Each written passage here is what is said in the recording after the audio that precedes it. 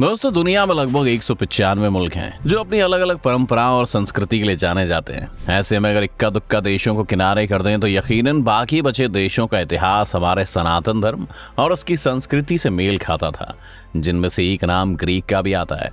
जी हाँ दोस्तों, हम बात कर रहे हैं ग्रीक गॉड्स की, जिनके ऊपर सनातन धर्म के देवी देवताओं की गहरी छाप दिखाई देती है। क्या हुआ, यकीन नहीं हुआ क्या? रुको हम बताते हैं। तो दोस्तों, सबसे पहले बात करते हैं सप्तऋषि और प्लेडियास की। वेदों और हिंदी ग्रंथों के मुताबिक सप्तऋषि बेहद ब्राइट से नजर आने वाले 7 तारों का एक समूह है, जिसे हम सप्तऋषि तारामंडल भी कहते हैं। ऐसी मान्यता है कि सप्तऋषि इतने पावरफुल होते हैं कि वो चाहे तो सूरज को भी कंट्रोल कर सकते हैं। जिस तरह हमारे पास इन 7 सितारों का सिद्धांत है, ठीक इसी तरह ग्रीक सभ्यता के पौराणिक कथाओं में भी 7 बहनों का जिक्र है, जिन्हें प्लीयड्स कहा जाता है।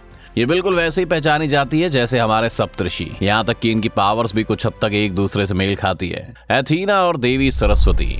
हिंदू धर्म में माँ सरस्वती कला, संगीत और ज्ञान की देवी मानी जाती हैं। तो वहीं ग्रीक माइथोलॉजी की गॉडेस एथीना को इंटेलिजेंस, आर्ट, स्किल और युद्ध से जोड़ा जाता है। इन दोनों देवियों की सवारी भी काफी सिमिलर है, जिसमें माँ सरस्वती के साथ ही स्वान या पीकॉक है, तो वहीं देवी एथीना एक आउल यानी उल्लू के साथ नजर आती हैं। और तो और इनके जन्म भी काफी कॉम्प्लिकेटेड तरीके से बताए गए हैं। जो एथीना ज़्यूस के सर से निकली थी, तो देवी सरस्वती ब्रह्मा जी के मुंह से जन्मी थी। एक ही पावर होने के बावजूद इन दोनों देवियों को काफी डिफरेंट तरीके से पोर्ट्रेट किया गया है। जहाँ देवी सरस्वती वीणा, बुक, गार्लैंड और वाटर पॉट के साथ चित्रित की गई है, तो वहीं गॉडेस एथीना को हथियार और शील्ड के साथ दिखाया गया है। इसके बाद आते हैं इंद्रदेव और ज़्यूस पर।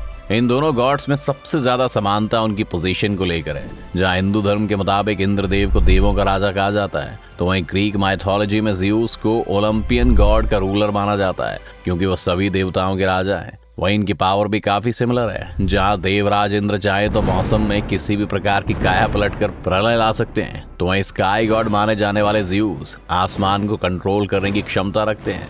और तो और इनके हथियार भी एक जैसे हैं, जिनकी पावर भी एक समान है। इंद्रदेव जहाँ वज्र लेकर चलते हैं, तो वहीं ज़्यूस के हाथ में थंडरबोल्ट दिखाई देता है। इसके अलावा ये दोनों राजा पर्वत पर रहना पसंद करते हैं, जिसमें ज़्यूस का ठिकाना ओलंपस माउंटेन है, तो देवराज इंद्र मेरू पर्वत पर रहते हैं। Heads and Yamraj. हेड्स और यमराज ये दोनों ही पाताल लोक के स्वामी हैं, मगर दोनों ही शैतान नहीं है। बस इनका काम इंसान की मृत्यु के बाद उसके कर्मों के आधार पर उसका फेट डिसाइड करना है कि वो स्वर्ग में जाना चाहिए या फिर नर्क में। साथ ही साथ इन दोनों गॉड के पास डॉग्स हैं जो पाताल लोक के पहरेदारी करते हैं। बस फर्क इतना है कि हेड्स के पास उनका 3 सर वाला पालतू सर्बेरस है, तो वहीं यमराज के पास पहरेदारी के लिए 2 अलग डॉग्स हैं, जिनमें सबसे प्रसिद्ध शार्वरा है। लेकिन फिर भी दोस्तों, इन दोनों भगवान में सिमिलैरिटीज काफी ज्यादा हैं। वैसे आपको क्या लगता है? कमेंट सेक्शन में हमें जरूर बताएं।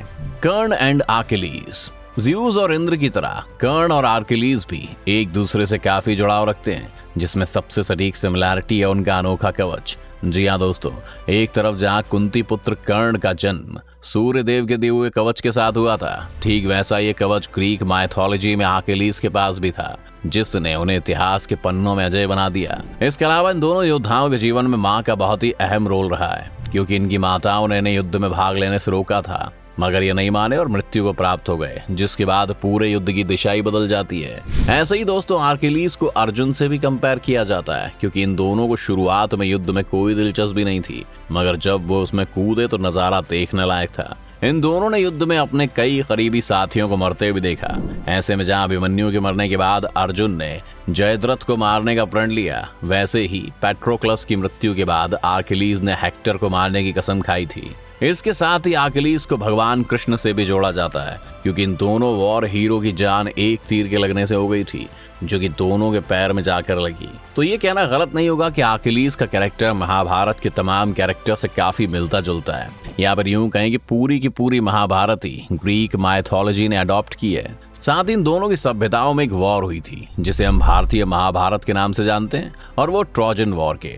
हैरानी की बात तो ये है कि दोनों लड़ाइयाँ महिलाओं के लिए लड़ी गई थी, जिसमें महाभारत का कारण द्रौपदी मानी जाती है, तो वहीं ट्रोजन वॉर हेलेन के चलते छिड़ा था। हालांकि दोस्तों, यहाँ पहले कौन आया ये बता पाना मुश्किल है, लेकिन अगर गूगल बाबा से इसका जवाब मांगा जाए तो वो बताते हैं कि हिंदुइज्म ग्रीक और रोमन जैसे अनगिनत धर्मों से पहले अस्तित्व में था, जिसका मतलब साफ है कि ये सारी ग्रीक स्टोरीज भी हमारी किताबों से छापी गई हैं। इकारस एंड संपाति। हिंदू धर्म में जटायु और संपाति दोनों भाइयों की कहानी बेहद पॉपुलर है। एक बार बचपन के दिनों में दोनों भाइयों ने सूर्य को छूने की जिद में उड़ान भरी, मगर जैसे ही वो उसके नजदीक पहुंचे जटायु सूर्य के तप से जलने लगे। तभी उनके भाई संपाति ने उन्हें अपने पंखों की सहायता से बचाया, जिसमें खुद उनके पंख जल गए थे।